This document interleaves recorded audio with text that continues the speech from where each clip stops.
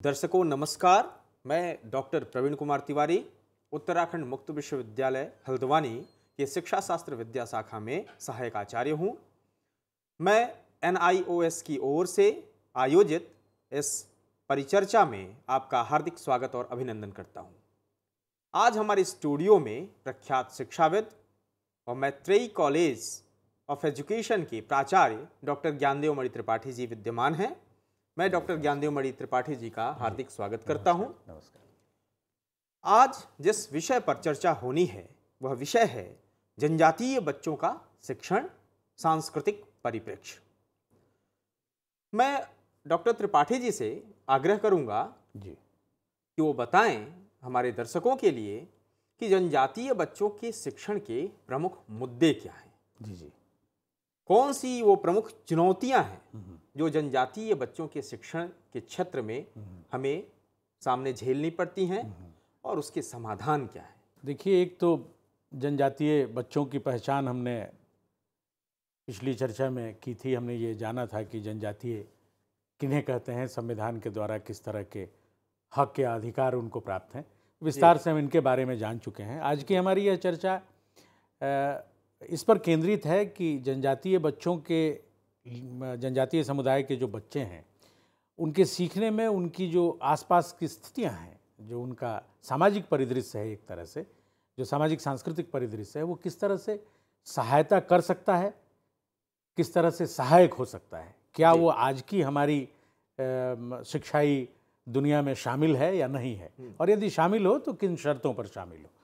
एक तो ये कहना कि ये पहली पीढ़ी के पढ़ने वाले हैं, मुझे लगता है ये एक खींची हुई ऐसी लकीर है जिसमें आप किसी को पहले ही ये बताना चाहते हैं कि तुम इस खेल में शामिल वैसे नए खिलाड़ी हो जिसका खेलना बड़ा मुश्किल है।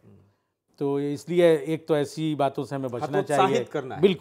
बिल्कुल, क्योंकि कोई भी आधुनिक भारतीय शिक्षा का कोई भी शिक्षित दीक्षित आदमी यदि ठीक से देखे तो सच में चौथी, पांचवी, छठी पीढ़ी तक जाते जाते तो वहाँ भी निरक्षर लोगों की जमात ही दिखाई देगी आधुनिक भारतीय शिक्षा के नज़रिए से। लेकिन ऐसा तो था नहीं। जो लोकाचार थे, जो हमारी लोक संस्कृति थी, जो हमारे लोक संवाद के तरीके थे, वो सब तो व्याप्त थे ही लोगों में, और उससे जीवन चल रहा था। विद्यालयों तक तो सीमित थी नहीं। शिक्षा तो समाज में भी चल रही थी, परिवेश में भी चल रहा था, और एक पीढ़ी से दूसरी पीढ़ी तक जा रही थी। तो जनजातीय समाज के पास भी सीखने के अपने तरीके थे।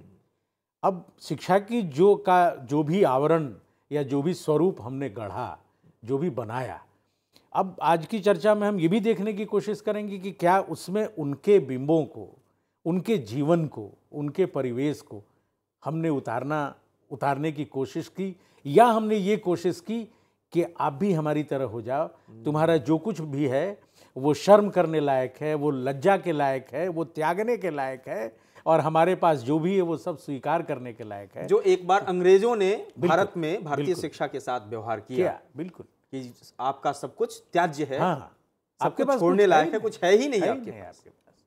तो वैसे ही उनकी दुनिया में झांकने की कोशिश आज के संदर्भ में हम करें, जबकि 21वीं सदी के भी लगभग 16-17 साल बीत चुके हैं, और उसमें हमें यह जानना है कि उनकी शिक्षा के जो प्रमुख मुद्दे हैं और उसकी जो वर्तमान स्थिति है वो क्या है। एक तो जनजातीय बच्चों में, जनजातीय समाज में साक्षरता दर अभी भी कम है। आप केवल खासियों को, शिलोंग, मेघालय के खासी जनजाति को छोड़ दें तो बाकी जनजातियों में शिक्षा का प्रतिशत, साक्षरता दर अभी भी कम है। विद्यालयों में कम नामांकन और उच्च ड्रॉप आउट है। मतलब नामांकन की दर भी कम है, पहुंच भी कम पाते हैं। विद्यालय पहुंच रहे हैं बहुत तेजी से बाहर निकल रहे हैं। कक्षा की भाषा का घर की भाषा से एकदम अलगाव है। ये भाषा का द्वंद्व बहुत बड़ा द्वंद्व है। विद्यालय की भाषा और जनजातीय समुदाय से निकलने वाले बच्चे की भाषा, इसका बड़ा एक द्वंद्व है। और दूसरी बात यह है कि जैसा मैंने पहले ही कहा कि भाषाई कठिनाई के कारण आप तालमेल नहीं हो पाता, उसके कारण उनका निम्न अधिगम स्तर, सीखने का स्तर कम हो जाता है। तो विद्यालय और शिक्षक दोनों दुखी हो जाते हैं कि ये सीख ही नहीं सकते हैं। तो इसलिए हमारा नज़रिया भी उनके प्रति बदल जाता है कि ये ऐसे समाज के बच्चे हैं जो सीखने में विश्वास नहीं। जबकि प्रश्न कहीं और है। प्रश्न ये है कि जिस भाषा में हम उसे सिखाना चाह रहे हैं उस भाषा के साथ वो जनजातीय बच्चा सहज नहीं है। सहज नहीं है, बिल्कुल। और जनजातीय बच्चों, इसके कारण जनजातीय बच्चों के प्रति जो नकारात्मक छवि बनती है विद्यालयों में, वह भी बड़ा अड़चन है इन जनजातीय बच्चों के विद्यालय में लगातार ठहरे रहने के लिए। वो यदि वो उनको लगातार ठहरना है तो उन्हें अपने हिसाब से माहौल तो मिलना ही चाहिए ना, कि हमें वहाँ रहना है तो माहौल हमारे अनुकूल रहे। लेकिन आपने अन्य कारणों से, जैसा एक कारण आपने कहा कि जो स्कूल की भाषा है और उनके घर की भाषा है या उनके काम की भाषा है, जिसमें उन्होंने अपने अनुभवों को अर्जित किया है, उसमें कोई तालमेल नहीं है। और आप अपनी शर्त पर कह रहे हैं नहीं ये सीख ही जाओ, ये हम जैसे सिखा रहे हैं वैसे सीख जाओ। नहीं सीख पाते तो हम कहते हैं कि नहीं ये सीख ही नहीं सकते। तो ये जनजातीय बच्चा कई जीवन कौशलों पर लेके आता है विद्यालय। बिल्कुल। वो एक बोलती भाषा के साथ आता है एकदम, और हम सीधे तौर पे उसे अस्वीकार कर देते हैं, उसके सारे ज्ञान को एक झटके में इनकार कर देते हैं। बिल्कुल। तो ये जो थोपी गई असफलता है बच्चों पर, जिसके वो कारण नहीं है, और ये असफलता हम उस पर थोप के और उसकी एक नकारात्मक छवि बना देते हैं, नहीं पढ़ने वाले की, नहीं समझ सकने वाले की, नहीं आगे बढ़ने की काबिलियत रखने वाले की। यह उस बच्चे को द्वंद्व में एक तरह से उलझा देता है। और समुदाय के बच्चों, विशेषकर बालिकाओं के लिए जो सुविधाविहीन विद्यालयों का मामला है, यह तो बड़ा प्रश्न है भारत के स्कूलों के लिए विशेष करके, कि जिस तरह की सुविधाएं चाहिए स्कूलों में, वो कम से कम सभी स्कूलों में एक जैसी तो न भी आप दे सकें तो स्थानीय सुविधाओं को ध्यान में रख के तो देनी चाहिए। एक तरफ सुविधा संपन्न स्कूल हमारे ही हैं और दूसरी तरफ सुविधा विहीन स्कूल। वैसे क्षेत्रों में जहाँ सुविधा संपन्न विद्यालयों की जरूरत है वहाँ सुविधा विहीन स्कूल है। जहाँ आपको अपने रोजमर्रे के किसी काम के लिए, दैनिक किसी कार्य के लिए घंटों पहाड़ के नीचे उतर के जाना पड़ेगा, वहाँ स्कूल में सारी सुविधाएं होनी चाहिए। बिल्कुल। तो नगरों महानगरों में आपने सभी सुविधाएं पहले ही से दे रखी हैं, और उन विद्यालयों में बिल्कुल नहीं। और उन विद्यालयों में जहाँ सुविधाओं की आवश्यकता है, जो बच्चों को पढ़ने में मदद करने वाली हो सकती हैं, वहाँ हम सुविधाएं नहीं दे रहे। तो सुविधाओं का स्थान बदलना पड़ेगा कि हम सुविधाएं कहाँ दें, और इन विद्यालयों को सुविधा संपन्न बनाना होगा। समुदाय और पारिवारिक जागरूकता भी जनजातीय समाज के लिए बहुत ज़रूरी है। इसलिए ज़रूरी है कि कई बार वो उनके समाज में जो कुछ चल रहा है और सदियों से चल रहा है और जो उनकी विरासत है, उससे अलग हट के यदि आप किसी नई अवधारणा के साथ उनको आप जोड़ना चाहते हैं तो एक संदेह उनके मन में होता है, और उनको लगता है कि ऐसा तो नहीं कि हमको हमारी ज़मीन से बेदखल किया जा रहा है। और जनजातीय समाज सभी जानते हैं कि आर्थिक रूप से संपन्न समाज नहीं है, तो ये आर्थिक कारण भी हैं जिसके कारण वो शिक्षा के दायरे में या शिक्षा तक वो पहुंच नहीं पाते हैं। आप विद्यालय की भाषा और जनजातीय बच्चे की भाषा के बीच का जो द्वंद्व है उसे किस रूप में देखते हैं? देखिए, ये द्वंद्व तो बरसों से शिक्षा के क्षेत्र में विशेष करके शामिल रहा है, और इसे बताने के लिए, आप तक पहुंचाने के लिए, अपने दर्शकों तक पहुंचाने के लिए मैंने NIOS द्वारा विकसित जो स्वाध्याय सामग्री है उसके इकाई 10 में एक बहुत ही अच्छी तस्वीर दी गई है। इस संप्रदाय को समझाने के लिए कि जो मातृभाषा है और अल्पसंख्यक समुदाय की भाषा है और जो वर्चस्वधारी वर्ग की भाषा है वो किस तरह का काम करती है। तो ये जो पहला पुल आपको इस चित्र में दिखाई दे रहा है, ये उस समाज के लोग हैं जिनकी भाषा का वर्चस्व शिक्षा में है। यानी वह भाषा जो शिक्षा की भाषा है, उस पुल को देखिए, उसमें कितने आराम से लोग आ जा रहे हैं, इस भवसागर को पार कर रहे हैं। शिक्षा का वह औजार जो उनके पास है भाषा के रूप में, और यह उस वर्चस्वधारी वर्ग की भाषा है जिसका एक तरह से कब्जा शिक्षा के तंत्र पर है और शिक्षा के स्वरूप गढ़ने पर है। स्वरूप निर्माण करने वाले जो लोग हैं उनकी जहाँ पकड़ मजबूत है, उस भाषा के पुल से आप आराम से इस पार से उस पार हो सकते हैं। जो दूसरा पुल है वो विदेशी भाषाओं का है, उससे भी गाड़ी पार लग जाएगी आपकी, निकल जाएगी, थोड़ा डूबते उतरते, लेकिन वो भी सेतु का काम कर रहे हैं। लेकिन जो तीसरे वर्ग की भाषा है, जिसको आप कह सकते हैं जनजातीय समाज की भाषा या अल्पसंख्यक समुदाय की भाषा, उसमें अल्पसंख्यक समुदाय कहने का अर्थ किसी धर्म या किसी जाति से संबद्ध नहीं है। वह भाषा जिसको बोलने वाले लोगों की संख्या कम है। भाषा के नजरिए से जैसे कुड़ुक है, जैसे कुड़ुक है झारखंड की, ऐसे ही छोटे छोटे समूह जो भाषाई अल्पसंख्यक हैं, मेरा तात्पर्य भाषाई अल्पसंख्यक से है, उन भाषाओं से आप इस भवसागर को पार नहीं कर सकते। शिक्षा की यह जो पाठ है, जिसके इस पार से उस पार आपको जाने के लिए किसी सेतु की आवश्यकता है, तो वहाँ आपके डूब जाने की संभावना पूरी है।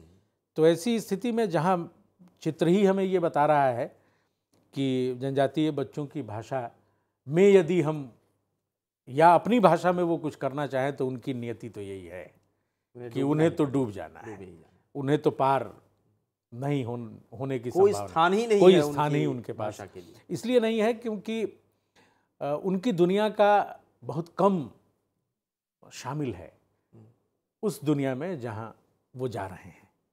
यानी उनकी काम की दुनिया का उपजा हुआ जो ज्ञान है, वो हमारी ज्ञान की दुनिया का ज्ञान है ही नहीं। हम उसे मान ही नहीं, ज्ञान का दर्जा ही हमने नहीं दिया। अब जब आप उसको ज्ञान का दर्जा ही नहीं देंगे, तो आप ये मान ही नहीं सकते कि उस भाषा में भी ज्ञान का सृजन हो सकता है।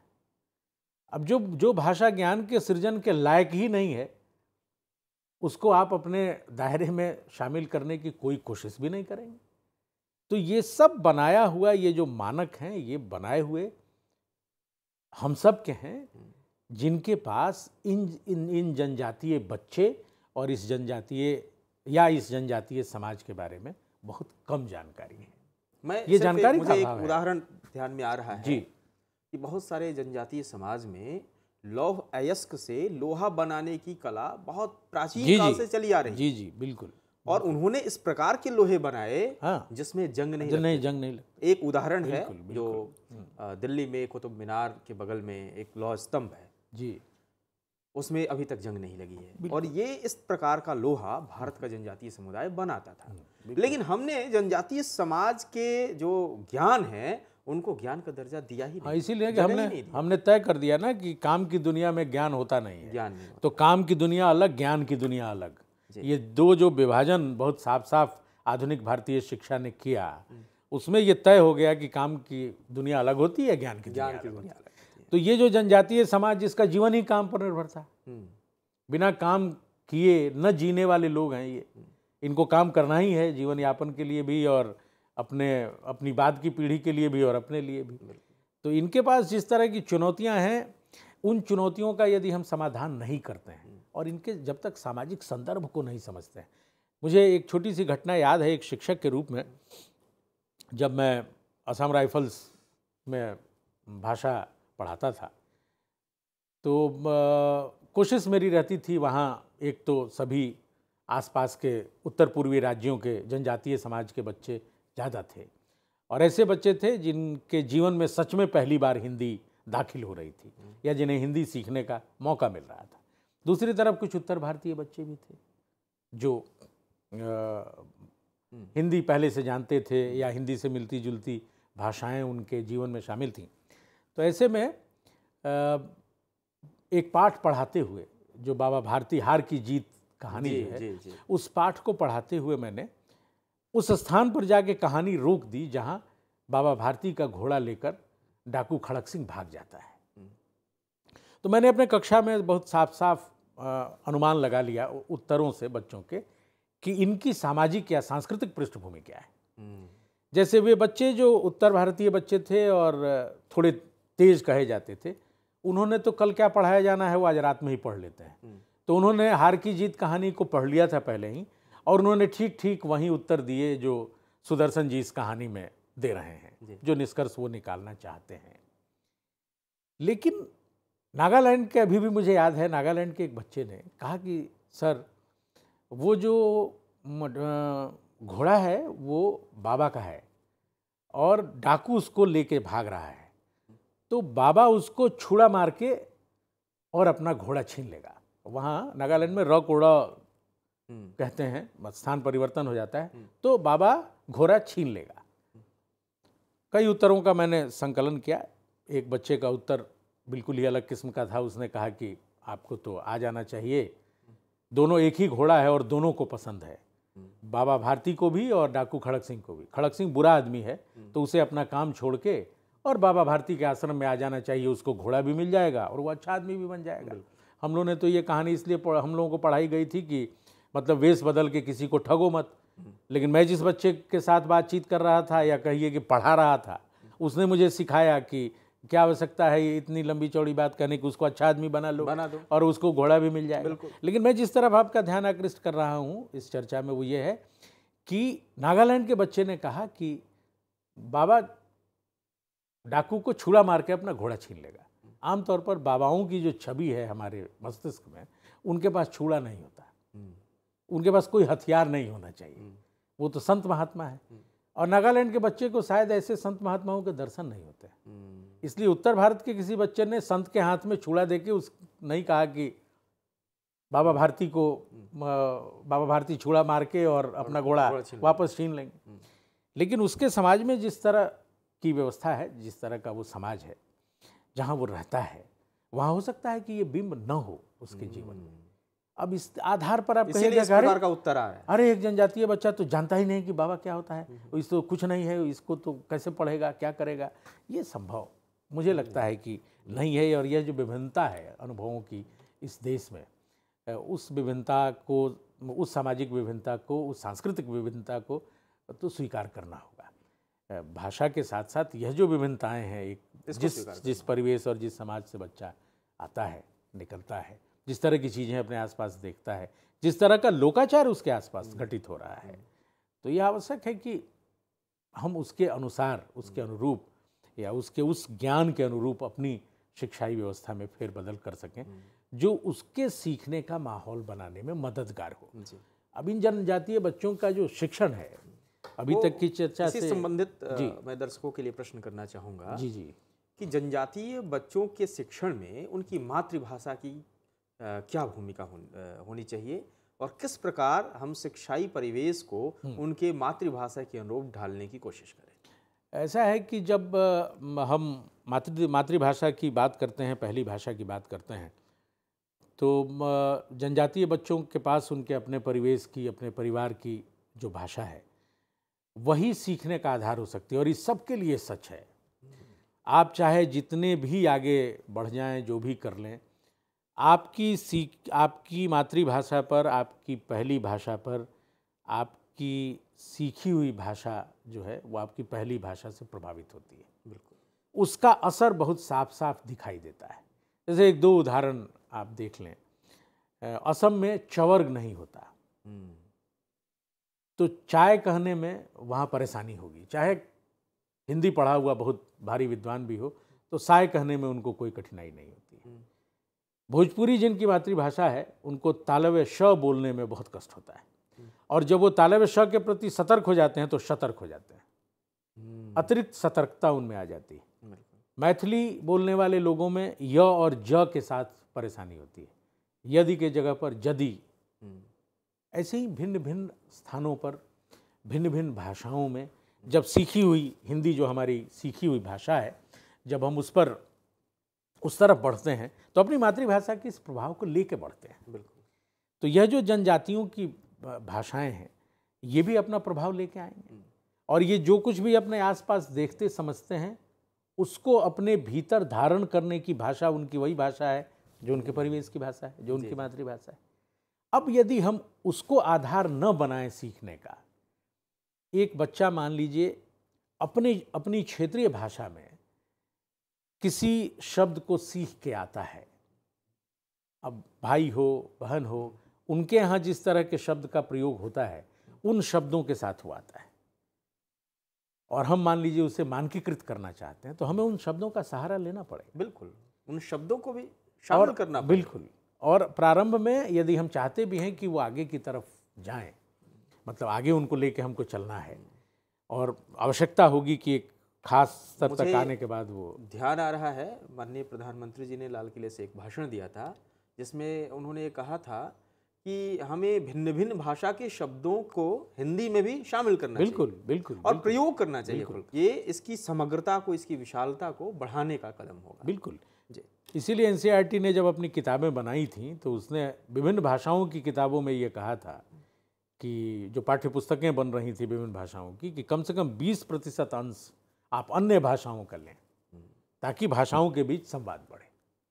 तो यह जो मातृभाषा का शिक्षण, अब होता क्या है ना कि हम लोग kई बार एक चूक और करते हैं, हम ये करते हैं कि उस विषय को पढ़वा देते हैं। मान लीजिए हमको नगपुरिया पढ़ानी है, हमको कुड़ुक पढ़ानी है, हमको गारो के साथ वार्तालाप करना है, तो हम क्या करेंगे कि उस भाषा की पढ़ाई शुरू करा देते हैं। यहाँ केवल उस भाषा की पढ़ाई कराने से काम चलने वाला नहीं है, वो भाषा तो लेकर बच्चा आ ही रहा है। अन्य विषयों की पढ़ाई का जब तक माध्यम उसकी मातृभाषा को आप नहीं बनाएंगे, या कम से कम उसकी मातृभाषा के शब्दों को नहीं बनाएंगे, नहीं रखेंगे, मातृभाषा को रखने में परेशानी है, हाँ, तो उनके शब्दों हालांकि को अब ये कह के हम निकल नहीं सकते कि परेशानी है। यदि बच्चों को उनका वाजिब हक देना है तो उनकी भाषा में उनके साथ, यदि अन्य बच्चों को ये सुविधा प्राप्त है तो उनको भी ये सुविधा प्राप्त होनी चाहिए। और इसलिए जब वो अपनी भाषा में अन्य विषयों को पढ़ने लगेंगे तभी आप कहेंगे कि मातृभाषा उनके शिक्षण का माध्यम है। हम लोग एक विषय, कुछ शब्द जो हैं उनके, जो जिसको हमें स्वीकार करने की भी आवश्यकता है, हमें भी स्वीकार, हमें भी जानना चाहिए, हमारे भी शिक्षक प्रशिक्षण का वो हिस्सा होना चाहिए। जो शब्द वैविध्य हैं, विविध पृष्ठभूमि से आते हैं, विभिन्न भाषाओं से आते हैं, उनको जानने की आवश्यकता है। और क्या है कि स्थानीय, अब आप किताबें 2 स्तर पर बनती हैं अभी तक आमतौर पर, एक राष्ट्रीय, एक राजकीय। और हम लोग कहते हैं कि शिक्षा को अपने परिवेश से जोड़ो, बहुत अच्छी बात है, शिक्षा को परिवेश से जोड़ने का काम तो हम शिक्षक ही करेंगे। हमें तो एक सामग्री मिल गई और साथ ही साथ एक वक्तव्य भी दिया गया जिस पर चर्चा भी हुई होगी हमारे प्रशिक्षुओं के साथ, कि पाठ्यपुस्तक एक साधन है, लेकिन हम लोग पाठ्यपुस्तकों को अंतिम साधन मानते हैं, एकमात्र साधन मानते हैं। नहीं इसके बाहर कोई दुनिया है, नहीं इसके परे, नहीं इसके पहले, जबकि वो कई साधनों में से एक साधन है। तो हम जब कहते हैं कि इनको अपने परिवेश से जोड़ो, इस स्थानीय ज्ञान से जोड़ो, तो मतलब ये होता है कि वह जो एक नमूना है, एक पाठ, उस पाठ को उस नमूने के आधार पर या उस पाठ के आधार पर आप अपने लिए कुछ रचिए जो इन बच्चों की दुनिया से मेल खाता हुआ हो। और हम लोग ज़बरदस्ती करते हैं कि जो किताब में है वहीं पढ़ा के निश्चिंत हो जाते हैं। कभी भी शिक्षकों ने यह आवश्यकता महसूस नहीं की कि हम वैसे क्षेत्र में पढ़ाने आए हैं जहाँ की भाषा हमारी मातृभाषा से अलग है या हमारी सीखी हुई भाषा से अलग है, तो वो भाषा सीख लें। इस तरह के प्रशिक्षण भी होने चाहिए जहाँ वहाँ की भाषा पहले सीखनी चाहिए और सिखाई भी जाए, सीखने के अवसर भी दिए जाएं कि कम से कम हमारे शिक्षक उन भाषाओं को सीखें, समुदाय के साथ इंटरैक्ट करके जो सामुदायिक ज्ञान है, ताकि उनका जो सामाजिक सांस्कृतिक संदर्भ है जी उसको समझ सकें। जी इसी से जुड़ा हुआ एक प्रश्न है कि सामाजिक और सांस्कृतिक संदर्भों को एक जनजातीय बच्चे के शिक्षा के निर्माण में या उसके अंदर ज्ञान की रचना के विकास में किस रूप में आप देखते हैं? नहीं, क्या है कि बच्चा जिस भी परिवेश से आता है, जो भी उसका सामाजिक सांस्कृतिक परिवेश है, वहाँ से वह जो कुछ लेके आता है, मैंने शुरू में ही कहा कि वही आधार हो सकता है उसके सीखने का। आप उसी को सीखने का आधार बनाएंगे ना, और दूसरा कुछ आधार जैसे ही बनाइएगा ये आगे चलने वाला मतलब नहीं है। तो उस स्थिति में उसके जो अपने सामाजिक सांस्कृतिक अवदान हैं उनको भी अपनी पाठ्यपुस्तकों में हिस्सा देना और स्थानीय स्तर पर चीज़ों को तैयार कराना। हम लोग बराबर कहते हैं कि विद्यालय स्तरीय पाठचर्या होनी चाहिए, जहाँ पाठचर्या हम का निर्माण करते हैं वहीं उसको लागू करें।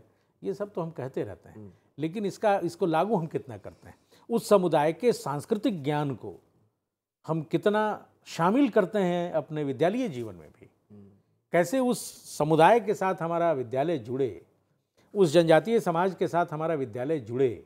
इसके लिए आवश्यक है ना कि उस समुदाय के पास जो ज्ञान है, जो सामुदायिक ज्ञान है, जो उसकी विरासत है, उसको हम स्वीकार करें, अपने आत्मसात करें, अपने भीतर ले आएं, दरवाजों को खोलें स्कूल के गेट को खोलें और उस ज्ञान को भी आने दें। तो जब ये ज्ञान दाखिल होगा हमारे यहाँ भी, तो बहुत सी ऐसी चीज़ें उसमें मिलेंगी, हमें भी समझने को मिलेंगी जो महत्वपूर्ण है और जिसे बाकी लोगों को भी सीखनी चाहिए। जैसा एक उदाहरण आपने उस लोहे के बारे में दिया कि एक ऐसे लोग जो जानकार थे कि वो लोहे को बचा सकते थे जंग लगने से, तो ऐसे लोगों से भी सीखा जाना चाहिए। आज इतनी प्रगति के बावजूद भी जी जंग विहीन लोहे का निर्माण नहीं हो पा रहा है। जी जी, और उन आदिवासी समुदायों ने जंग विहीन लोहे को बनाया। एकदम एकदम।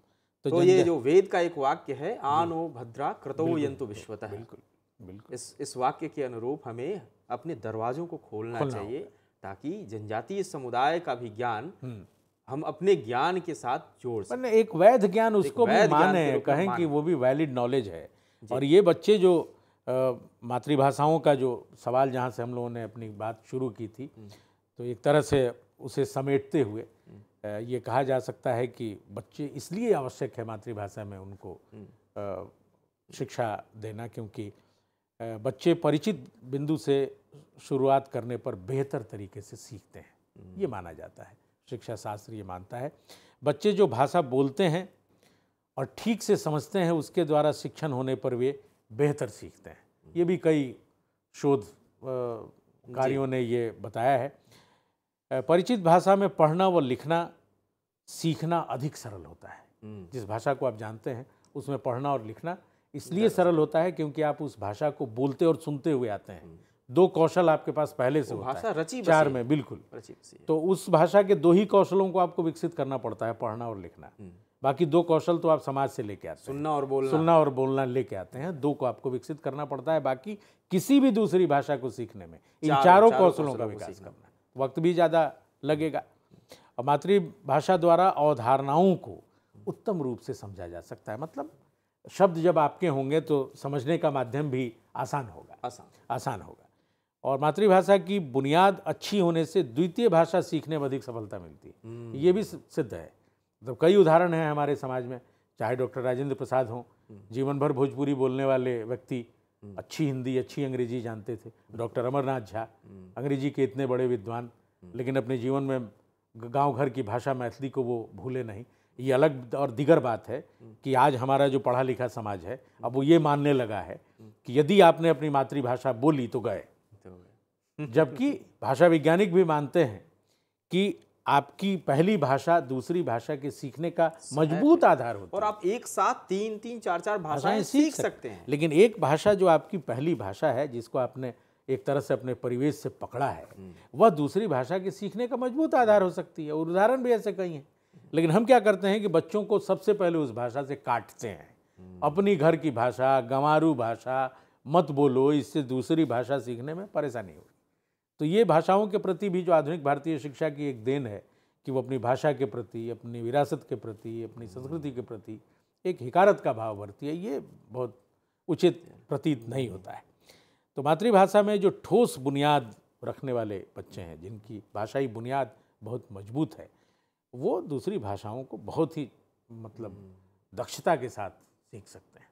आपकी अपनी मातृभाषा की बुनियाद जितनी ठोस और मजबूत होगी, दूसरी भाषा को आप उतनी ही तेजी से और बढ़िया से सीखेंगे।